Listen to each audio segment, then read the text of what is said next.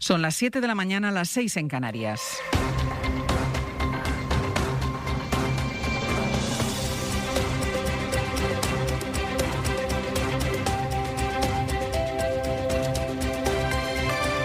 En la cadena SER, Hoy por Hoy, con Ángeles Barceló.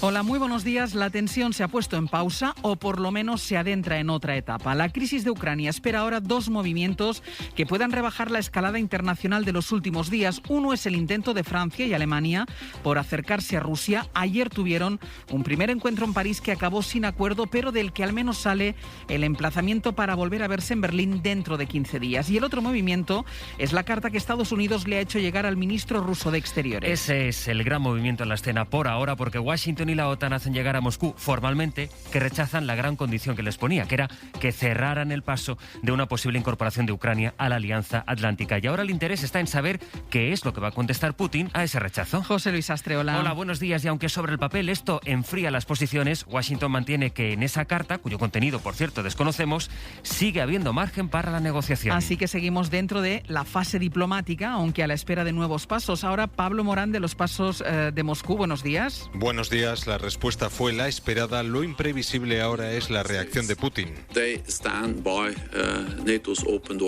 La puerta de la alianza sigue abierta a Ucrania, decía anoche el secretario general de la OTAN. Y esta frase, que suena amable, es un no rotundo a Rusia, que exigía todo lo contrario.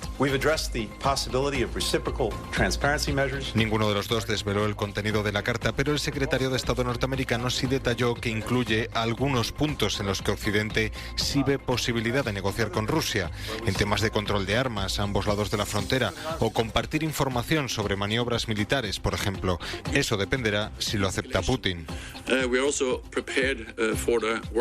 Debemos prepararnos para lo peor, advertía Stoltenberg. De momento Moscú no se ha puesto plazos para estudiar esta carta.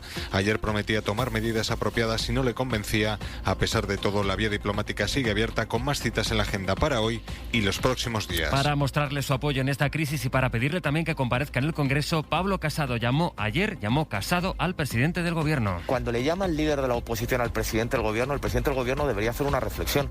Entonces es Pedro Sánchez el que se tiene que plantear qué le puede ofrecer a los españoles y si está en condiciones de decirle a los españoles que él quiere entablar un diálogo sincero y fluido con el principal partido de la oposición. Me he agradecido a todos los grupos parlamentarios y también al Partido Popular el apoyo al Gobierno de España en esta crisis. En el Ejecutivo apelan a la unidad en torno a Ucrania y apelan también a que haya una mayoría en el Congreso que permita convalidar el decreto de la reforma laboral la semana que viene. El PSOE se abre a ensanchar mayorías, es decir, a apoyarse en Ciudadanos, pero Yolanda Díaz avisa de que esa opción expulsa a los partidos de la izquierda. Esa es la expresión, la palabra expulsar, que utilizó anoche la propia ministra de Trabajo en Hora 25. Optó Díaz por mantenerse en el bloque de la investidura. Está claro que estamos trabajando para continuar en la senda que nos ha traído hasta aquí y que ha sido capaz, ¿no?, de formular el primer gobierno de coalición y han hecho presidente a Pedro Sánchez.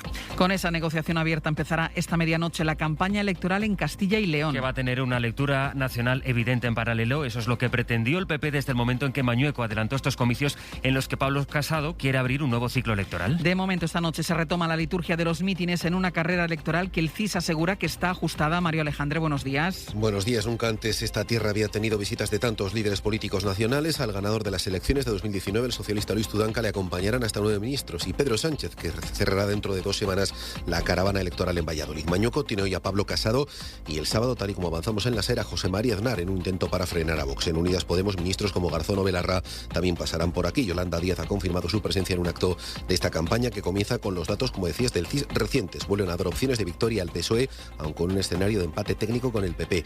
En 2019 el CIS fue el que más se acercó a lo que luego decidieron los votantes. Un 27% sigue sin tener claro qué papeleta colocará en la urna el 13F.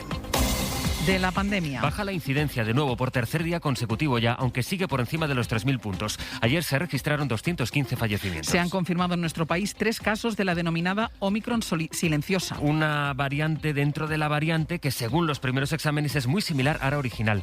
Ahora se estudia si fuera más contagiosa incluso, pero decía la ministra Darias... No parece, por ahora, dicho con toda la prudencia, que tenga un comportamiento muy diferente de la B1. En cualquier caso, estaremos, como siempre, atentos a cualquier variación reflexión sobre esta cuestión. Caen aquí los contagios en España, mientras en Alemania vuelven a subir. Ha batido, de hecho, un nuevo máximo desde que empezó la pandemia.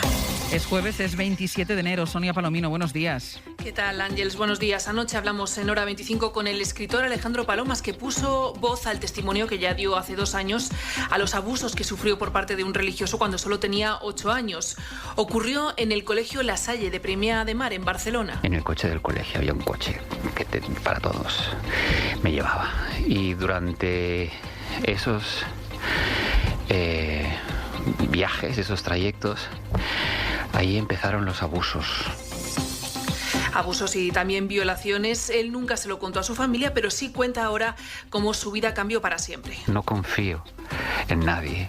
No confío en nadie plenamente, ¿sabes? Y eso me entristece muchísimo, me aparta y me convierte en un impar. Y luego el testimonio completo lo pueden escuchar en cadenaser.com. El centro se ha comprometido a abrir una investigación de lo que ocurrió. Este relato lo conocemos precisamente cuando varios grupos han promovido en el Congreso una comisión para investigar los abusos en el seno de la Iglesia. Están pendientes de la respuesta del PSOE, que es quien tiene la llave para que esa comisión salga adelante. Y el tiempo, Sonia, hoy se extienden las lluvias. Por toda Andalucía y Extremadura, y siguen en Canarias. En el resto del país se espera un día soleado y suben las temperaturas en prácticamente toda la península.